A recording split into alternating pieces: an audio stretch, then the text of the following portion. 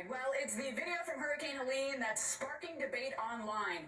Did the storm cause spontaneous combustion in EVs? We're calling in the fire marshal to find out if there's a real threat.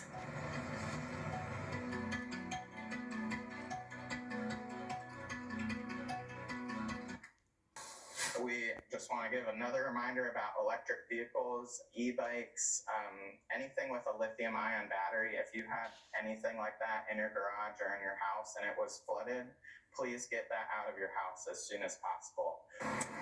Welcome back in a pattern. That was the mayor of Treasure Island, Florida, talking about the dangers of lithium battery operated devices after a hurricane. And it might sound like a crazy thing to worry about, but Jordan, have you seen this video? An EV parked inside a flooded garage catches fire seemingly out of nowhere. It happened as saltwater filled the garage after Helene made landfall. Just wild.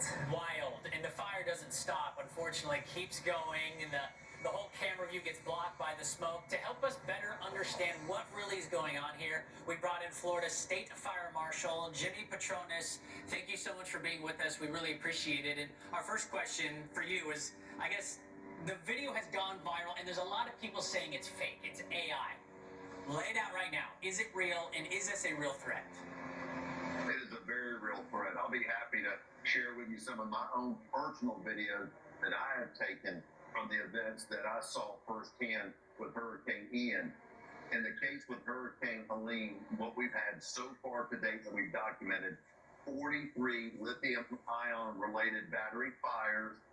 Some of these were electric wheelchairs, e-bikes, scooters.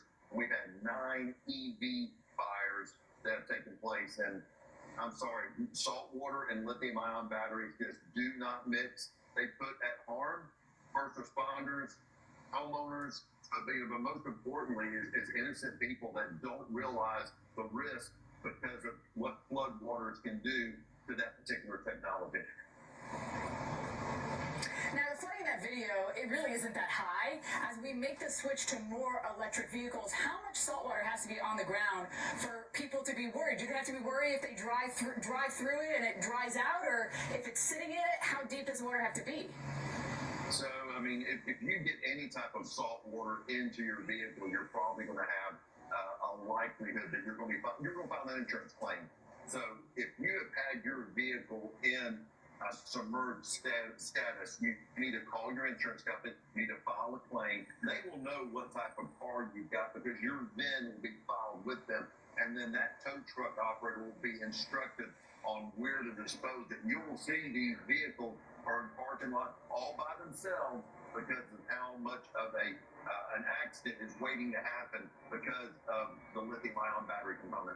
And unfortunately, in this video that we showed of the car burning in the garage, the whole house burnt down. Thankfully, the family was able to escape.